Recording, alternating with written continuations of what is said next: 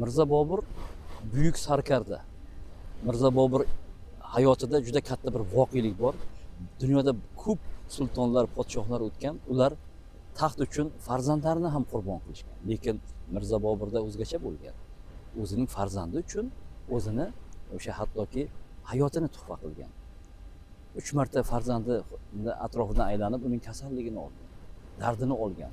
Bu endi to'g'ri ilohiyot bilan bog'liq, lekin shohlarda, podshohlarda mana shunaqa ilohiy qudrat ham bo'lgan.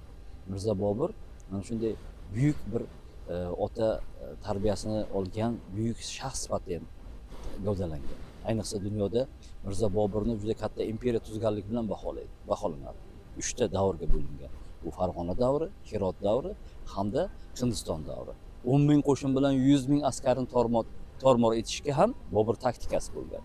Boburning uslubi bo'lgan. Bu esa qudratga bog'liq, adolatga bog'liq. Uning o'sha boshqaruv san'atiga, mahoratiga bog'liq.